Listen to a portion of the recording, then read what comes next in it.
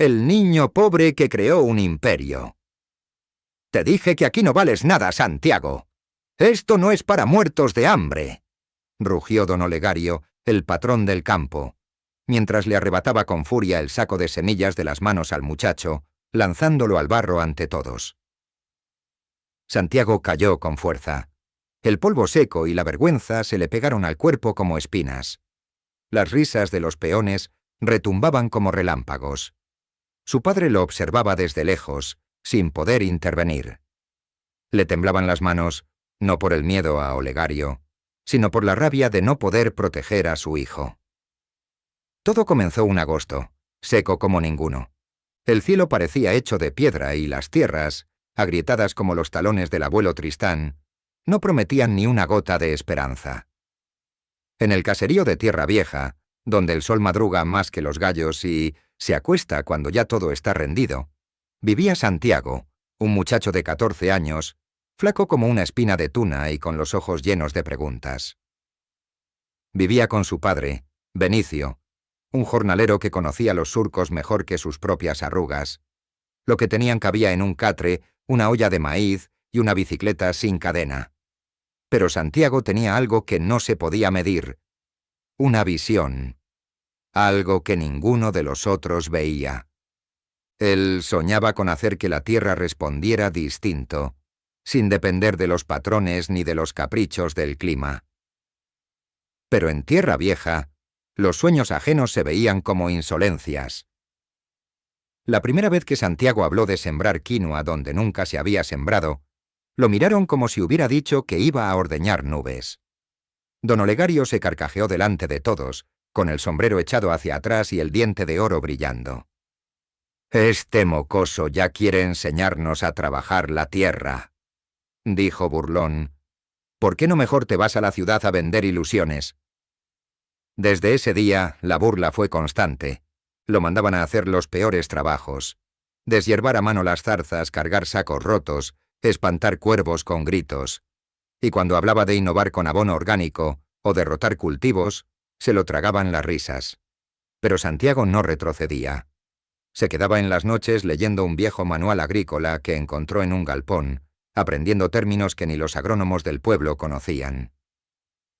Un día, mientras todos descansaban, Santiago tomó un rincón de tierra abandonada cerca del riachuelo. Robó unas semillas olvidadas y, con una azada vieja, empezó a cavar.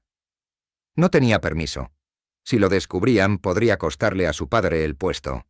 Pero algo en su interior lo empujaba. El miedo era real, pero el deseo era más fuerte. Benicio lo encontró una noche, sudado y lleno de tierra hasta las cejas. «¿Y si nos sacan del rancho?», le preguntó con voz baja, casi quebrada.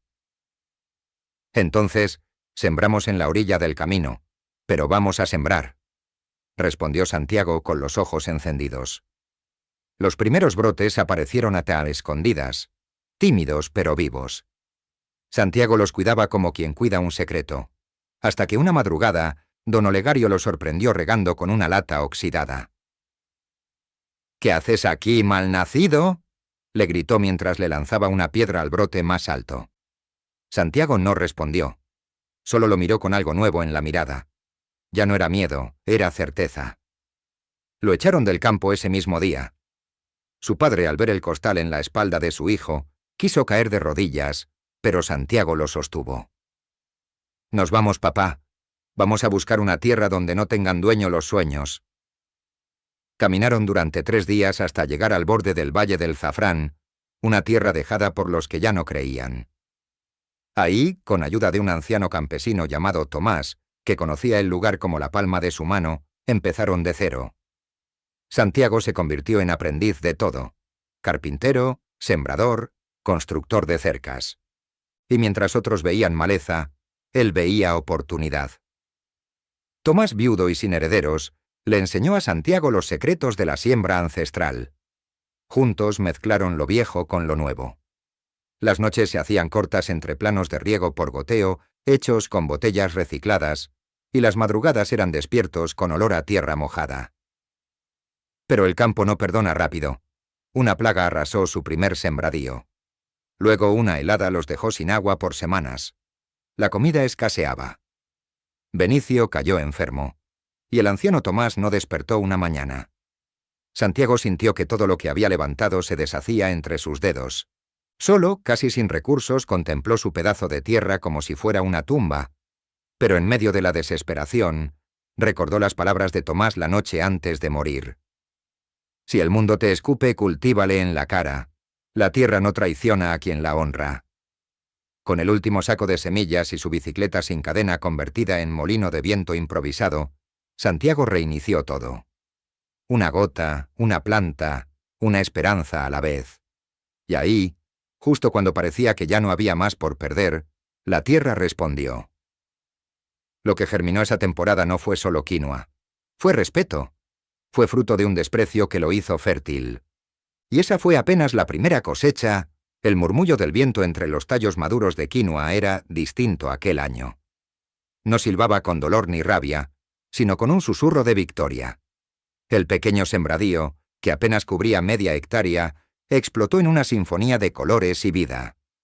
Las espigas firmes, erguidas como soldados, parecían saludar a Santiago, mientras caminaba entre ellas con los zapatos rotos. Pero la mirada del que empieza a construir su leyenda, Santiago, ahora con 16 años, había conseguido algo que ninguno en Tierra Vieja hubiera creído posible: hacer rendir la tierra sin patrón, sin esclavitud, sin permiso. Ese éxito no pasó desapercibido. Un día, al amanecer, llegó un camión desvencijado al Valle del Zafrán. Bajó un hombre con sombrero de paño fino, botas limpias y una sonrisa cargada de interés. Don Gervasio, un comerciante de la ciudad que había oído rumores de un niño campesino que hacía crecer oro donde otros veían polvo. Dicen que lo que sacaste de esta tierra vale más que todo lo que se ha sembrado en esta región en 10 años, le dijo con la voz grave pero suave como aceite. Santiago no respondió. Estaba ocupado afinando su molino de viento, pero alzó la vista y con una calma templada respondió: No vendo mi trabajo, lo comparto. Si usted quiere comprar mi quinoa, está bien, pero el precio lo pongo yo. Don Gervasio lo observó con una ceja levantada. En cualquier otro lugar, habría estallado en carcajadas. Pero algo en Santiago, en sus manos callosas, en su postura, en su firmeza sin arrogancia, lo detuvo. Esa fue la primera de muchas visitas. Con los ingresos de esa cosecha, Santiago no compró un caballo ni una radio.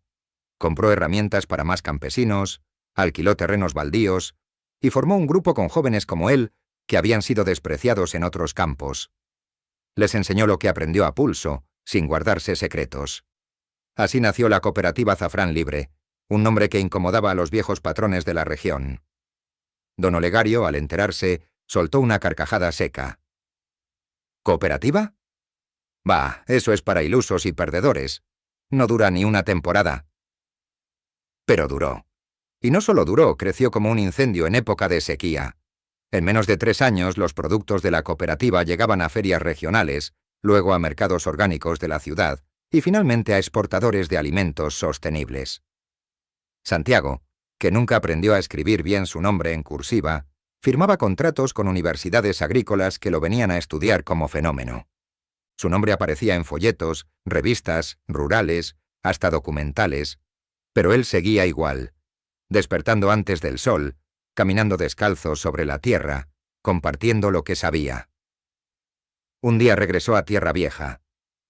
No para vengarse, sino para comprar los terrenos que don Olegario había perdido por sus deudas. El viejo patrón, enfermo y derrotado, vivía solo en una pieza polvorienta.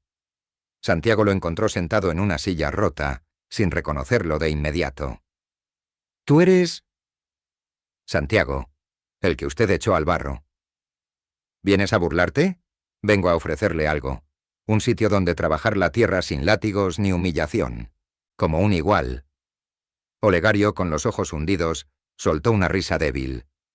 No de burla. De vergüenza. ¿Por qué harías eso? Porque aprendí que el odio hace crecer raíces podridas, y yo quiero que esta tierra, hasta la más infértil, florezca. Don Olegario no respondió. Solo asintió con un hilo de cabeza. Santiago nunca quiso fama, ni fortuna. Su imperio no estaba hecho de billetes, sino de tierra libre, educación compartida y dignidad cultivada. En menos de una década había transformado no solo su vida, sino la de toda una región. Y aún hoy, cuando alguien pregunta en Valle del Zafrán cómo empezó todo, los niños responden con un brillo en los ojos. Todo comenzó con un niño que cayó al barro y decidió que su raíz no sería el desprecio, sino la esperanza. Si quieres ver más contenido como este, suscríbete y activa la campanita de notificaciones. No te pierdas el próximo video.